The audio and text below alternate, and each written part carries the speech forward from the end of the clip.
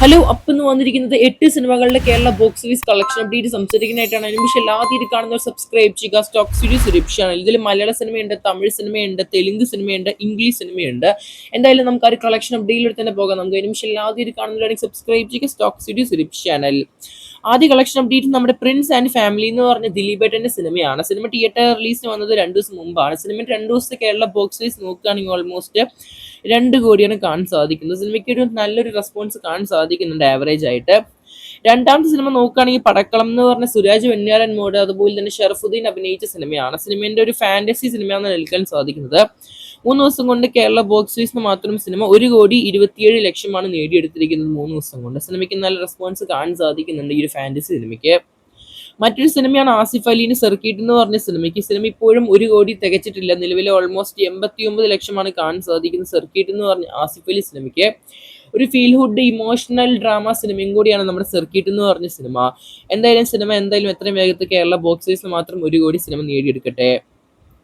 മറ്റൊരു തമിഴ് സിനിമയുടെ Kerala box office ആണ്. 74,00,000 10 ദിവസം കൊണ്ട് ടൂറിസ്റ്റ് ഫാമിലി എന്ന് പറഞ്ഞ ശശികുമാർ അഭിനയിച്ച സിനിമ നേടിയെടുത്തിരിക്കുന്നത്. പല തിയേറ്ററുകളിലും ഈ ഒരു ഗുഡ് ഫീൽ ആയ നല്ല കളക്ഷനും നല്ല റെസ്പോൺസും നേടിയെടുത്ത ഈ ഒരു തമിഴ് സിനിമയ്ക്ക് കേരളത്തിൽ സ്ക്രീൻ സ്പേസ് കാണാൻ സാധിക്കുന്നില്ല. അതുകൊണ്ട് തന്നെ ആയിരിക്കണം ഈ ഒരു സിനിമയുടെ കളക്ഷൻ ഇപ്പോഴും ഒരു ഗ്രോത്ത് ഇല്ലാതെ വരുന്നത്. 10 ദിവസം കൊണ്ട് സിനിമ 74,00,000 കാണാൻ സാധിക്കുന്നത്. മറ്റൊരു ഇംഗ്ലീഷ് സിനിമ തന്നെയാണ്. മാർവലിലെ ഈ വർഷം പുറത്തിറങ്ങിയ ഏറ്റവും പുതിയ സിനിമയാണ് തണ്ടർ ബോൾട്സ് എന്ന് പറഞ്ഞ സിനിമ. തണ്ടർ ബോൾട്ട് സിനിമയുടെ കളക്ഷൻ നോക്കുകയാണെങ്കിൽ ഓൾമോസ്റ്റ് 91,00,000 സിനിമ 10 ദിവസം കൊണ്ട് കേരള ബോക്സ് ഓഫീസിന് മാത്രം നേടിയെടുത്തിരിക്കുന്നത്. നമ്മുടെ മാർവലിൽ ഇതുവരെ വന്നതിലെ തന്നെ ഏറ്റവും നല്ലൊരു സിനിമയുടെ റെസ്പോൺസ് ആണ് കാണാൻ സാധിക്കുന്നത് കേരള ബോക്സ് ഓഫീസിന്. അടുത്തത് ഹിറ്റ് എന്ന സിനിമയുടെ 3ാം ഭാഗത്തിന്റെയാണ്. നാനി അഭിനയിച്ച ഏറ്റവും പുതിയൊരു ക്രൈം ഇൻവെസ്റ്റിഗേഷൻ ഫ്രാഞ്ചൈസിൽ പുറത്തിറങ്ങുന്ന 3ാം ഭാഗമാണ് ഹിറ്റ് എന്ന സിനിമയുടെ 3ാം ഭാഗം. കേരള ബോക്സ് ഓഫീസിന് മാത്രം 10 ദിവസം കൊണ്ട് 1,20,00,000 സിനിമയുടെ കളക്ഷൻ കാണാൻ സാധിക്കുന്നത്. വലിയ രീതിയിലൊരു ഗ്രോത്ത് കാണാൻ സാധിക്കുന്നില്ല 10 ദിവസമായിട്ടും ഹിറ്റ് എന്ന സിനിമയുടെ 3ാം ഭാഗത്തിന്റെ കളക്ഷൻ നോക്കുമ്പോൾ. അടുത്തത് നമ്മുടെ ആലപ്പുഴ ജിംഖാന സിനിമയുടെ കേരള ബോക്സ് ഓഫീസ് ആണ്. ഇപ്പോഴും സിനിമ പല തിയേറ്ററുകളിൽ ഓടുന്നുണ്ട്. ആലപ്പുഴ ജിംഖാന എന്ന് പറഞ്ഞ നെസ്ലൻ ഖാലിദ് റഹ്മാൻ സിനിമ. വിഷു വന്നിട്ട് വിഷു കൊണ്ടുപോയ സിനിമയും കൂടിയാണ്.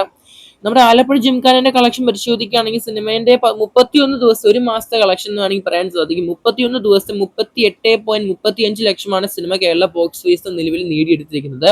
ഉടൻ തന്നെ സിനിമേന്റെയും OTT റിലീസ് തീയതി പ്രഖ്യാപിക്കുന്നതായിരിക്കും. അടുത്തത് ലാലേട്ടന്റെ തുടരും എന്ന് പറഞ്ഞ സിനിമേന്റെ കേരള ബോക്സ് ഓഫീസ് ആണ്. സിനിമേന്റെ കേരള ബോക്സ് ഓഫീസ് പരിശോധിക്കുകയാണെങ്കിൽ നമ്മുടെ 2018 എന്ന സിനിമേന്റെ 89 കോടി കളക്ഷൻ അങ്ങനെ തകർത്തിരിക്കുകയാണ്. നമ്മുടെ 2018 സിനിമയുടെ കളക്ഷൻ നമ്മുടെ ലാലേട്ടന്റെ തുടരും എന്ന് പറഞ്ഞ തരുൺ മൂർത്തി സംവിധാനത്തിൽ പുറത്തിറങ്ങിയ സിനിമ. ഓൾമോസ്റ്റ് സിനിമ നിലവിൽ 16 ദിവസം കൊണ്ട് 90.5 കോടി അല്ലെങ്കിൽ 90.5 ലക്ഷമാണ് സിനിമ നേടിയെടുത്തിരിക്കുന്നത്. ഒരു കിഡിലൻ കളക്ഷൻ തന്നെയാണ് നമ്മുടെ തുടരും എന്ന് പറഞ്ഞ സിനിമ വെറും 16 ദിവസം കൊണ്ട് കേരള ബോക്സ് ഓഫീസ് നേടിയെടുത്തിരിക്കുന്നത്. ഇനി സിനിമ കേരള ബോക്സ് ഓഫീസിന് മാത്രം 100 കോടിയാണ് നേടിയെടുക്കാൻ പോകുന്നത്. All time blockbuster. Lalettan ഇനിയും കേരള ബോക്സ് ഓഫീസിൽ തുടരുക തന്നെ ചെയ്യും. എന്തായാലും കാത്തിരിക്കാൻ നമുക്ക് കൂടുതൽ സിനിമകളെ കളക്ഷൻ അപ്ഡേറ്റ് ആയിട്ട്. ഇതിൽ ഏതെങ്കിലും സിനിമ നിങ്ങൾ തിയേറ്ററിൽ കണ്ടവരാണെങ്കിൽ സിനിമയുടെ അഭിപ്രായം ഇൻബോക്സ് ചെയ്യപ്പെടുത്തുക. തിയേറ്റർ എക്സ്പീരിയൻസ് കമ്പയർ ചെയ്യപ്പെടുത്തുക. ചാനൽ ആദ്യമായിട്ട് കാണുന്നവരാണെങ്കിൽ സബ്സ്ക്രൈബ് ചെയ്ത് സപ്പോർട്ട് ചെയ്യുക. Stock studio channel.